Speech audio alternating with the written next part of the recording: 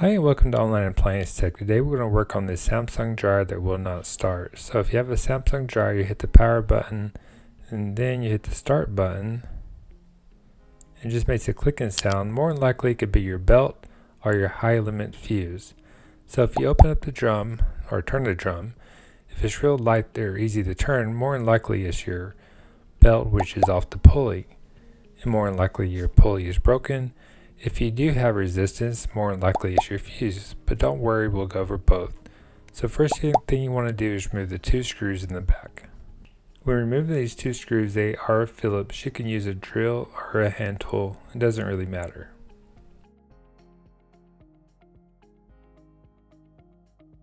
So after removing two Phillips screws, you should be able to lift up on the top panel on the rear of the dryer. Then you have two clips in the front that you'll have to remove also. Sometimes you can just wiggle it up, and sometimes it might give you a little headache. As this one, as you can see, it just came right up. So you do have wiring that connects to the back of the dryer, so just move the panel or the top of the dryer to the side.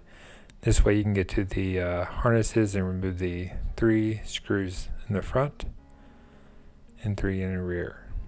So you also have 3 Phillips screws that goes to the front door. It holds the front door on. So these 3 Phillips screws are unique, so just put them somewhere safe and separated from the other screws.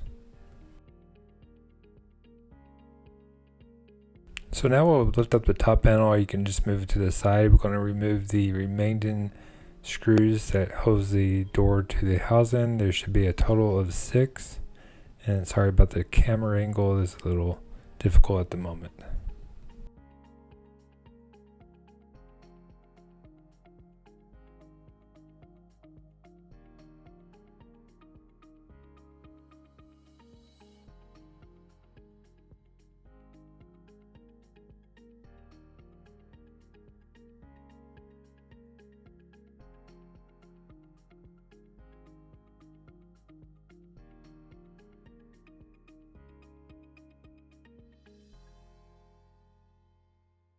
Okay, great. So once you get all those removed, and as you can see here, the belt is real loose, so it means it's definitely not on the pulley.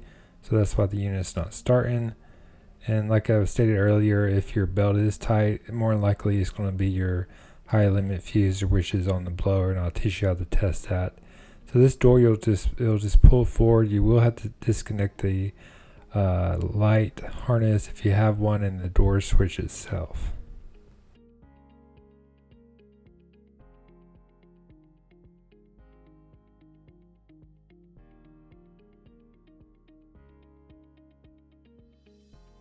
So when removing this door switch, you have to remove the door switch before you lift the door up. So let me try to get a good angle. This is the door switch, so you'll just hold the door switch itself as you wiggle the harness out, because if you do just yank on the harness, you can damage the door switch where it won't go back into the housing of the front door.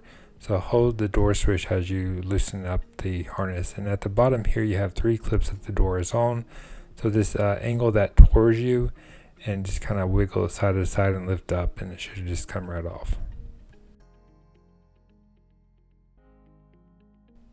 So here's the 3 clips that the door connects in. You have 2 in the right and 1 in the middle. Just kind of give you a visual. And then we're going to remove the front housing. So we have 4 quarter bit screws, not quarter bit, but 4 Phillips, 2 on the right and 2 on the left. And basically this front support just slides into the housing of the dryer, as you'll see. So now we're going to remove the blower housing. There's a total of 3 Phillips screws, 1 on the right, 1 on the left, and 1 at the bottom right here. I don't know exactly where I would call that. So once you get those removed, you're going to slide this down and it should pull right off. Make sure you clean the inside out if it's got any lint buildup. So right here, you just lift straight up on the front housing. You do have to disconnect this dryer sensor, which I did forget to do. It's just clipped on there, so just press and just declip it. And you should have done that. Well, I should have done that before I removed the door, but even I make mistakes. So Great, so once that's done, you'll just lift up and then you're going to remove the belt. So when you remove this belt, just make sure to be gentle as you remove it because you don't want to yank nothing on the way out. Then now we're just going to pull the drum straight out. So as you can see here, this pulley is shredded and it's actually hard to turn. It cut the belt, so this here we would definitely have to place the belt in either pulley. Here's another video, or not another video, but another job I worked on. There's actually the fuse here, not the pulley.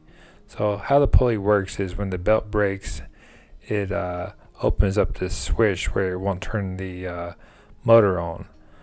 So it's a safety switch. And then this is also the overload or high limit fuse for the blower here, which if this is open line, it will cut the motor off and it won't start either. So if your pulley was fine, more than likely it was this guy. So you would put your multimeter on ohms, and if it reads open line, it's bad. So say if you don't have a multimeter, you can actually just take this fuse off. It should rattle. If it does not rattle, that means it's defective. If it does rattle, it means it's a good fuse. So this is an extra little tip. But as we can see here, it was open line. So what happens is if the air can't get out the blower, and go say it goes out, your ductwork is clogged, so it goes out. But if it can't get out, it goes back, and it'll blow the fuse because it's just not breathing. So you would definitely have to check your ductwork. So to replace this fuse is real simple. It's one Phillips. You'll just remove it, install the other one, and put it back together.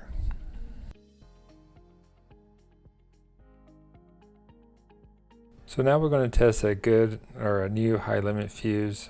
This is what it should have tested, or the test should have been when you first test it. This way you can test it if you do have a multimeter before you buy one.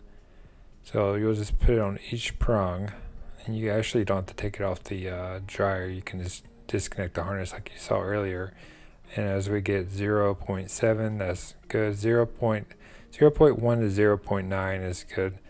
So this is a good fuse, so this is what it should have read.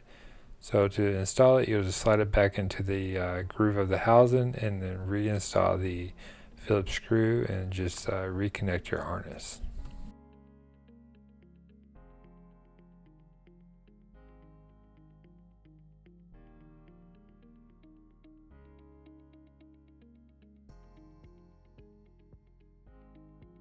So back to the other dryer that I was working on. This one definitely is a broken pulley and belt, so this is why it wasn't starting on this one. So check your two wheels out. If they're kind of hard to turn or kind of sticking out, definitely replace them, because if the drum cannot turn at the right RPM, the blower wheel cannot get the heat out the house correctly. So let's remove the pulley. It's a Phillips, so you can use a hand tool or a drill counterclockwise. Real simple. And then you'll just disconnect the pulley, and then you'll connect your new pulley to the clip here. It has a little clip with a little hole, and then you'll slide it in. It has a little groove that goes into the motor, and make sure it's under the clip of the safety switch, and then you'll line up the hole. Let me see if I can get a better view. So yeah, here's a screw. You'll just line up that hole with the motor itself. I would always hand tighten it first, and then once you hand tighten it, then you can snug it down with your drill or hand tool.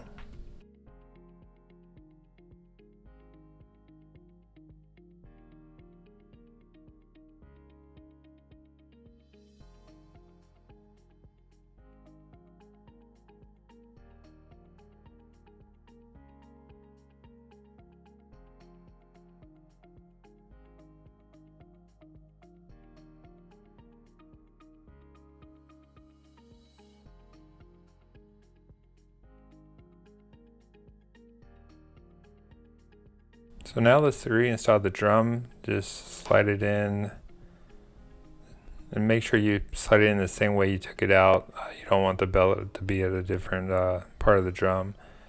And then once you get the drum in, you're going to turn the drum where it lines up with the two roller wheels with the felt in the back, like that. So now we're going to reinstall the belt. When you install this belt, just slide it on the top of the drum itself, and you'll have to slide it back, and then you want to make sure the smooth side is facing up. You should have two lines on the top of the dryer that kind of gives you a pinpoint of where to put the belt, and then you'll just look and make sure it's not twisted. So now we're going to connect the belt to the idler pulley. So once you have everything in place, let me get a better angle here. You'll place the belt in front of the pulley, and then you'll slide the pulley back and connect it to the motor pulley.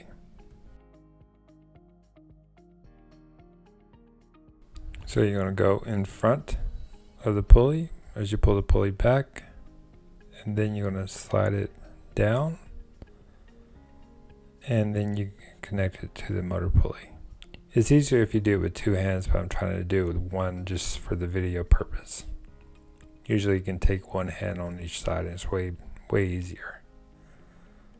So pull the pulley back and connect to the motor pulley, around the motor pulley, and then you'll release the pulley, and that should be it.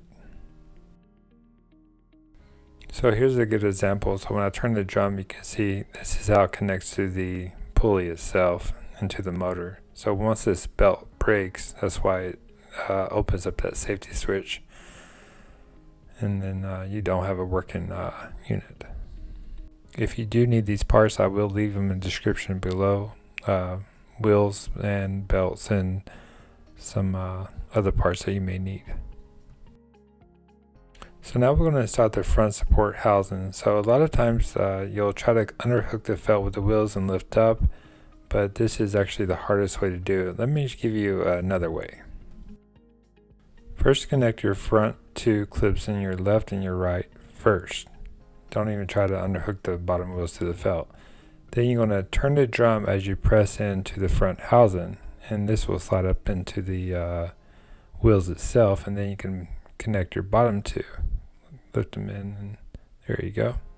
So that's the easiest way to do it. So now everything's nice and smooth. And then don't forget connect your harness, your dryer sensor. I forgot that many times in many other jobs, so don't forget that. And now we're going to connect the blower housing. So this will slide right up into place. And remember, these are 3 Phillips screws. So we'll put these in.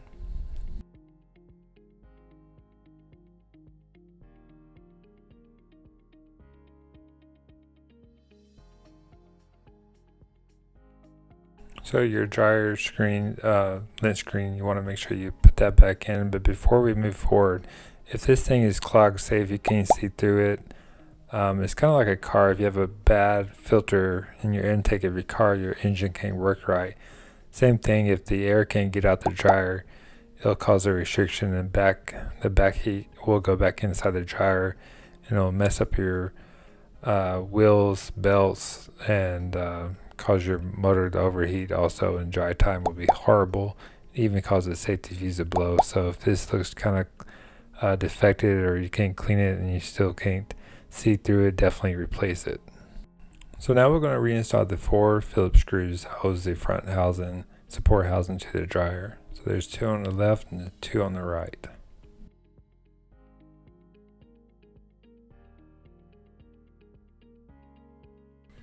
So now we're going to reinstall the front door. There's 3 clips at the bottom that we have to align with. So you just got to wiggle them in there and make sure they're all flush. And once they're all flush, you'll just press the door back, and then it'll overhook these top clips. So just make sure you get your harnesses out of the way. So overhook the clip, as you can see. There we go. And then now we're going to connect our 6 Phillips screws. But one thing we got to do first is we do have to connect the door switch. So you'll hold the door switch itself as you press the harness in, because you don't want to break that switch.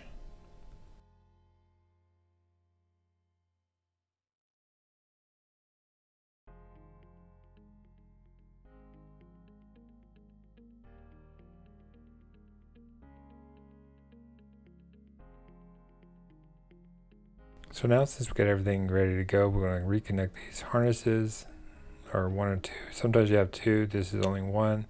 You'll have a little tie here, you just put it in there and twist it. This way it'll hold it against the housing. And now we're going to reconnect the 6 Phillips screws in the front or the top of the dryer. Also, we do have to do the front door also.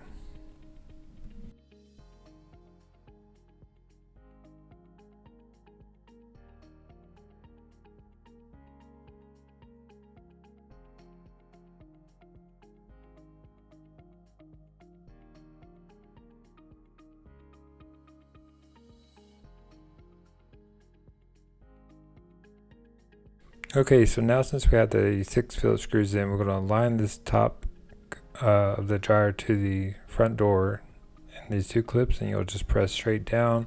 And now you'll press these 2 clips up, aligning to the back of the display, and you'll install your 2 Phillips screws. You'll have one on the right, one on the left, just as the beginning of the video. So you'll press it up, line it up with the back housing of the display, or the rear display, and then there you go. So that's it for that. So now we have the 3 Phillips screws in the front that are special screws, so we got to make sure we put the right ones back.